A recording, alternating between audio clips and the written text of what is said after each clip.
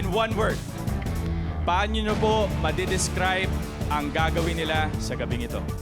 Pilipino.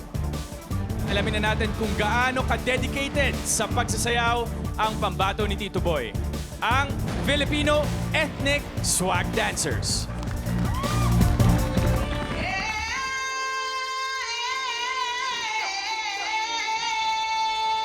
NDC is family. Pwede ko siyang ituring na home. Happiness. Pamilya and pangarap.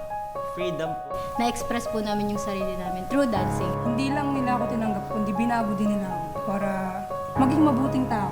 Binago rin po ng NDC yung ugali ko. Yes.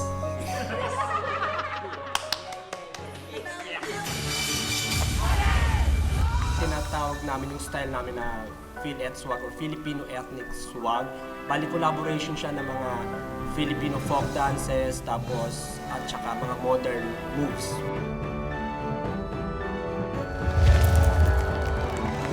Ang panlaban ko para sa Battle to the Top ay ang Nocturnal Dance Company.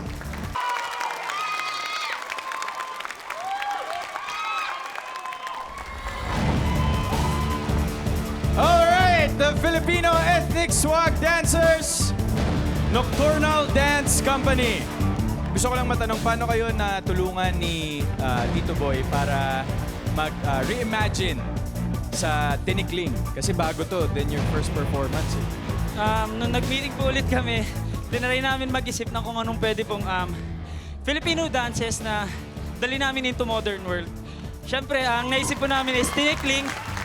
Ang gusto ko malaman ngayon, yung voting judges ba, na-imagine ba nilang sa inyo ibigay ang kanilang mga battle star?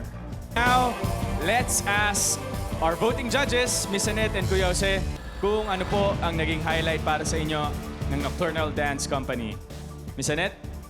Alam nyo, napaka-enjoyable ng ginawa nyo. It's really a unique performance na nagawa nyong ma-modernize ang isang folk dance na isang pinakamamahal nating folk dance na Tinikling. So, and nagulat ako kasi this time, yung aura nyo, parang ang saya-saya ng mga mukha nyo while performing. Parang it was not a task for you, but you were really having fun and performing to your heart's content. Thank you, Miss Annette. Ikaw, Kuya Jose. Nakita ko yung bayanihan. Ang galing nung pinakita nyo. Pagpasok pa lang, sabi ko, bakit may roller skate? Yung pala, minodern nyo. Napakaganda. Tito Boy, congratulations.